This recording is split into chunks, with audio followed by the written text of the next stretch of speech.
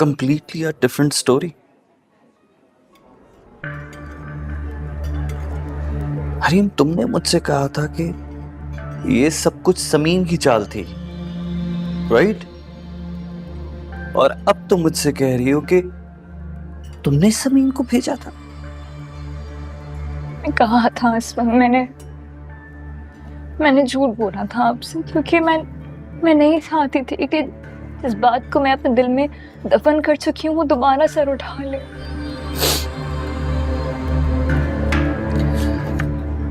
जो भी हुआ, जो कुछ भी हुआ, लेकिन तुमने मुझसे सच छुपाया हरीम। हाँ, क्योंकि मैं आपको खोना नहीं चाहती थी असलम। बहुत अकेला फील कर रही थी।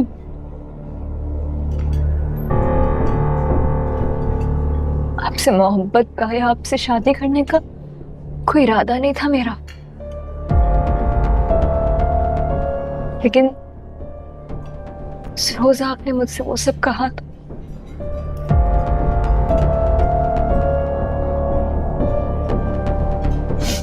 अगर आप अपने वादों से, अपने दावों से पीछे हटना चाहते हैं तो आप हट जाए, मैं आपको मजबूर नहीं करूंगी। अच्छा है, आपको मौका मिल गया मुझे छोड़ने का। आप वेट मत करें,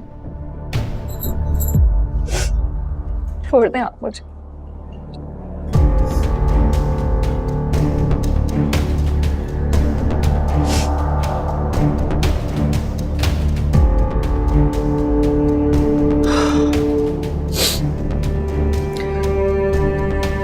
अरे, मैंने तुमसे मजाक नहीं किया था।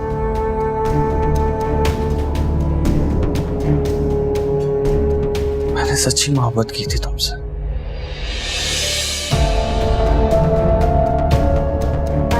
बेअक्ल इंसान, देखा तुमने मेरे भाई और भावज का दिल कितना बड़ा है। तुमने इनकी बेटी के साथ क्या किया और ये मेरे साथ क्या कर रहे हैं। तुम्हारी जिंदगी में मरते दम तक पछतावे लिख दिए गए आरिफ, जो तुम्हारी माँ की दुआओं से भी ना उनके अंधेरे कम नहीं होंगे।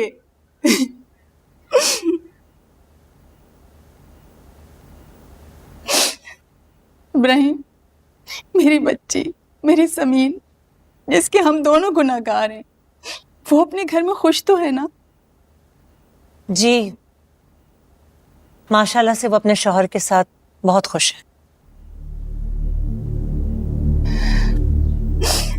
इब्राहिम, मुझे उसके पास ले चलो या बच्ची को यहाँ बुला लो।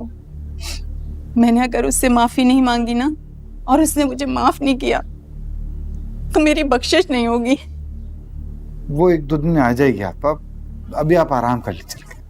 अच्छा ये लें, पानी पी बेटा, पानी पिलाओ। अस्सलाम वालेकुम फुप्पो। वालेकुम अस्सलाम बेटा, कैसी हो मेरी बच्ची?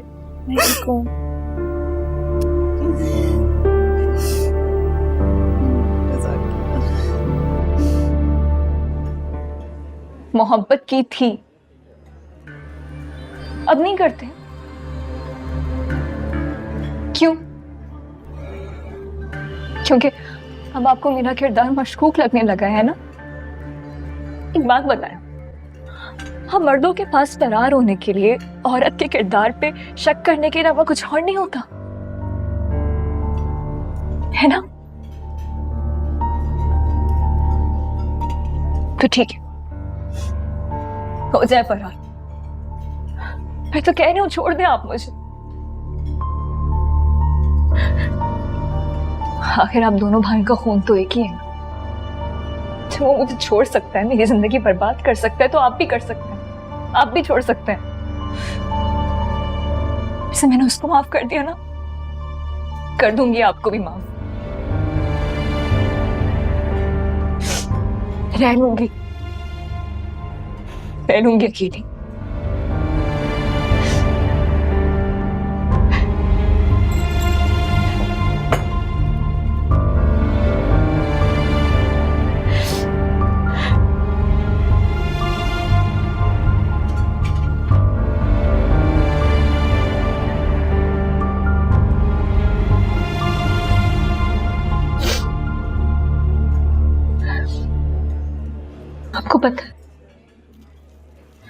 मैंने आपको आपके भाई से अलग समझा था।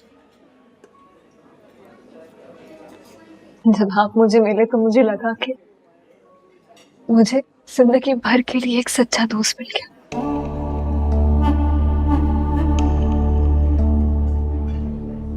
पर ये बदबख्त मोहब्बत पता नहीं क्यों बार बार मेरी जिंदगी बर्बाद करने के लिए आ जाती है।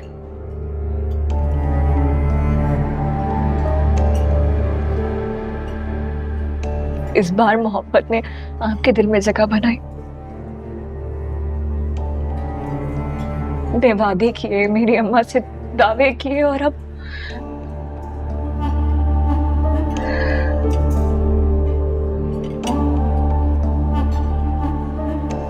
पहले जमीन जैसी दोस्त, उसके बाद अब्बा की मौत। बहुत अकेली पड़ गई थी मैं।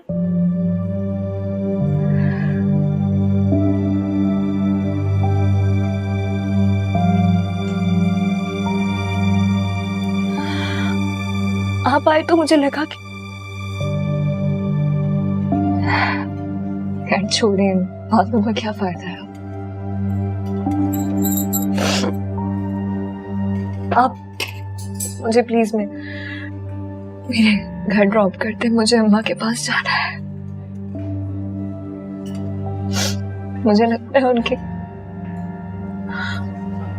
कंधे के अलावा कोई कंधा मैसर नहीं है मुझे घर ड्रॉप करते हैं प्लीज।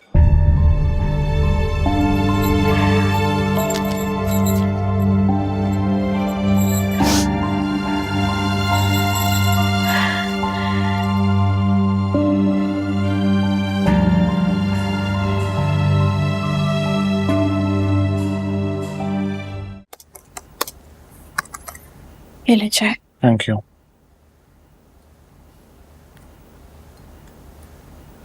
वैसे मैं सोच रहा था आज नहीं तो कल सब घर वालों को असफन भाई की ख्वाहिश का पता चल ही जाएगा। हरीम, मेरे और तुम्हारे माजी से ये बात मैं मामा और बाबा को नहीं बताना चाहता।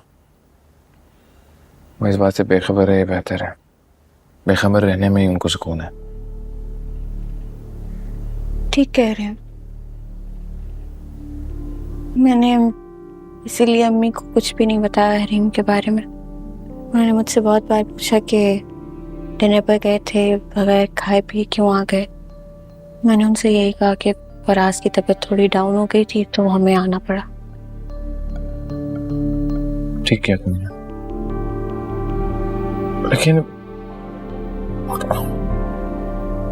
आप जो कुछ भी बोलना चाहते हैं बोले। मैं चाहती हूँ कि अब हम आपस में एक दूसरे से कुछ ना छुपाएं और कोई हिचकिचाहट नहीं होनी चाहिए। हमें शादी को रुकवाना होगा। असफन भाई को रोकने के लिए मुझे जो भी करना पड़े मैं करूंगा। तुम बताओ, मेरा साथ दोगी इसमें? मैं आपके हर फैसले में आपके साथ। Thank you. एक सेकंड देखती हूँ।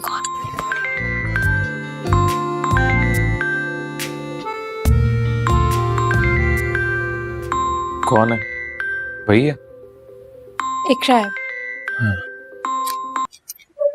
हेलो, क्या हाल है, कैसी हो? पर जो वो अब्बू कल आपको कॉल करके बुलाएंगे घर, तो मैंने सोचा मैं आपको पहले ही बता दूं। क्यों? सब खैरियत है? ये बच्चों कुछ भी खैरियत नहीं है। नवाब शाह से महनाज फुप्पो आ गई हैं हम ये अब्बू से माफी मांगने, और उन दोनों ने उनको माफ भी कर दिया। और सुने, वो आपसे भी माफी मांगना चाहते हैं। अच्छा, उनके साथ उनका बेटा भी आया है, आरिफ।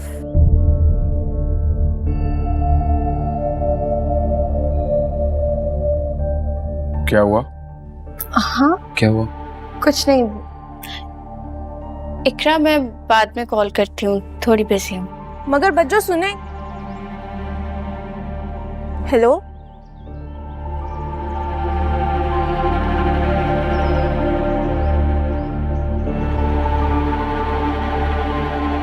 क्या कह रही थी इकरा? असाइनमेंट के बारे में बात कर रही थी, तो मैंने कहा मैं बिजी हूँ, बाद में कॉल करती हूँ।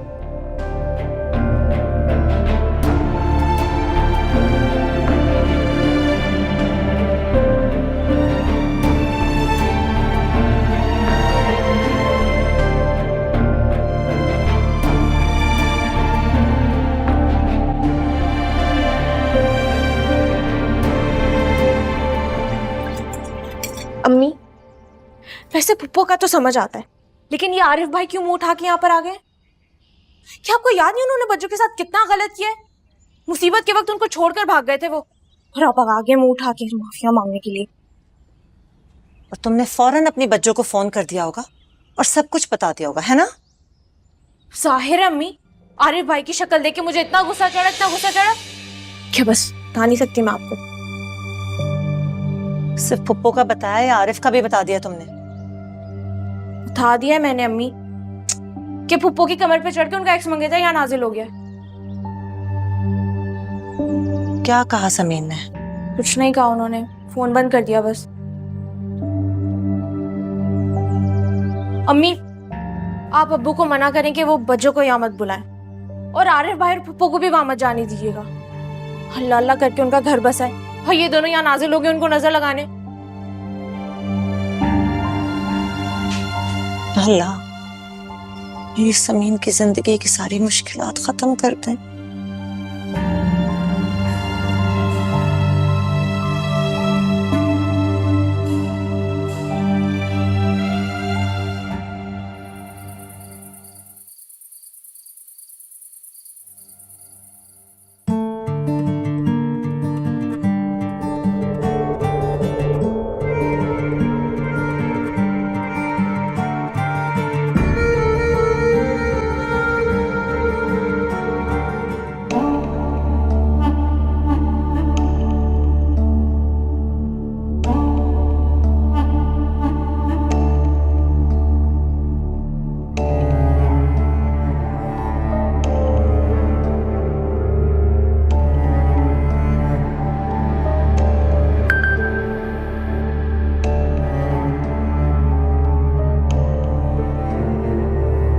गाड़ी से उतरते वक्त आपको खुदा हाफिज नहीं कहा था। खुदा हाफिज, अपना ख्याल रखिएगा।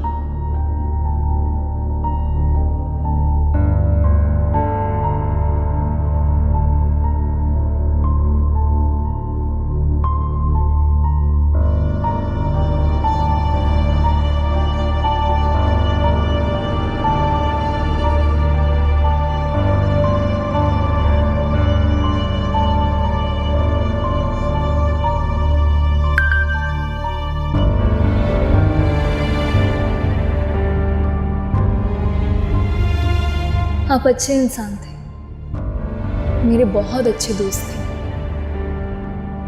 बस एक खराबी थी आपके अंदर, आप फराज के भाई थे। काश ये खराबी ना होती। मैंने कहा था ना, मैं बहुत बेवकूफ़ हूँ। अक्लमंद होती तो पहले ना आपके भाई की बातों में आती और ना इस बार आपकी बातों पर एतबार करती। मैं सचमुच बेवकूफ़ हूँ। झूठी मोहब्बतों के आसेब सच्ची मोहब्बत को खा जाते हैं इसमें। जैसे माजी की उस झूठी मोहब्बत ने मेरी सच्ची मोहब्बत को खा लिया, आज वो आपकी मोहब्बत को भी खा गई, हमारी दोस्ती को खा गई। खैर, खुश रहिएगा। खुदा हाफिज।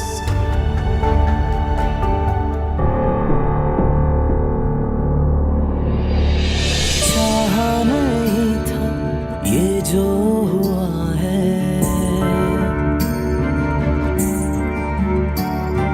चाहा नहीं था ये जो हुआ है, वक्त के सितम ने जब से छुआ है, जैसे मुझको कोई सजा मिल रही है, मुश्किल से मेरी जान निकल रही है। झूठे सब अफसाने, अपने सब बेगाने, होगा क्या आगे खुदा जानता।